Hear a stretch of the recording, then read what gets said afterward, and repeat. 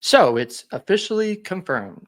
Sue Storm is going to be the leader, and she's described as the Secretary General of the UN, according to director Matt Shakman. Reports are back in April that they were going to explore gender politics, and now the director of the film is confirming it. And here we go again. Marvel and Disney do not want to change course. They're going to go down with this ship and they are going to sink with these ideas. Because next year, the only thing we look forward to is Spider Man Brand New Day. I am looking forward to that movie. And then Avengers Doomsday. Now, Spider Man has rights with Sony as well. Sony has control over Spider Man. So that doesn't really count. Marvel and Disney need a huge win this year. Captain America didn't do well at the box office. We saw with Thunderbolts, it didn't do well, even though I liked that movie. The reason why these movies have flopped is because of the last 6 years leading up to this point. Like, think of where we are compared to Thanos. The excitement around Marvel was much different back then. Why is that? Because they weren't going down a road where they were trying to swap genders, swap race, DEI, push all these ideas of woke ideology on people. And here we are in 2025, and they still want to burn this bridge. Yikes. Inspiring idealistic leader of what the Fantastic Four represents, as she is in some of the later comic runs. And, not a good idea to use the feminist ideology statement because we know where this is heading. Sue Storm is going to be, the one leading the way, probably bossing around Mr. Fantastic, played by Pedro Pascal. And I don't think that will go over well. And I'm sure there'll be plenty of memes about Pedro Pascal. We already know they race swapped that character, and Johnny Storm looks sensitive. Oh my God! Has like emotions, and the other character was more of a womanizer, masculine qualities about him. The Thing's voice sounds different.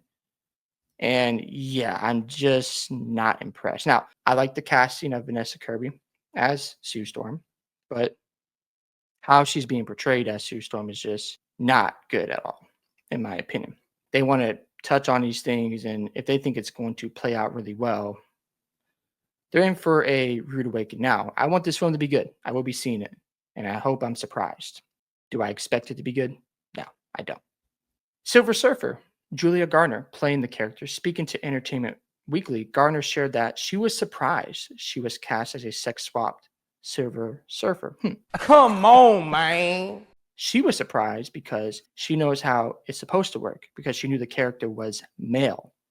So even she knows the background of Silver Surfer, and she wasn't even looking for this role. It came out of nowhere. Like, Disney Marvel is making these choices, and they think it's a good idea, and it's not gonna just upset the fans. It's gonna make them go nuts. They're already upset about it, and it's just funny how even Julia Garner is admitting, like, "Wow, I got the role. Why? I mean, Silver Surfer is a male character. Why am I in this?" And of course, she's gonna get she's gonna take the opportunity. I would make your money. I have no problem with that. But Norman Rad is the Silver Surfer. But man, I just don't look forward to this. People have already trashed the CGI of this character, and I feel bad for her because really, I'm not going to blame her for taking the opportunity. It's just Disney Marvel being incompetent, and I think this is going to work. What makes this version different is that the movie is just different. First of all, I'm a woman, so that's already different, and that hasn't been told before. There's a reason why it hasn't. The Silver Surfer feels more mysterious in a way, even how it's written, than the other ones. Also, just the world feels so different with the 1960s retro futurism going on. Yeah, they're going to get a different experience, and it's not going to be a good one for them. Man, I just don't understand why Disney Marvel wants to go down this road. I mean, we see layoffs going on. They're losing money. And people say, like, oh, you know what? It's okay they didn't make money at the box office. Do you understand what that means? If you don't make money, then you lose employees and you lose revenue, you lose resources along the way. And as the fans walk away from the product, you have nothing left. And fans have already done that with Marvel. You've seen the numbers from like Daredevil Born Again, which I thought was awesome. It wasn't even the top 50 for most watched shows this year. And then you look at Thunderbolts, it lost money. Captain America didn't break even. And they spent all this money on production only to burn billions of dollars. And Disney is just running through money.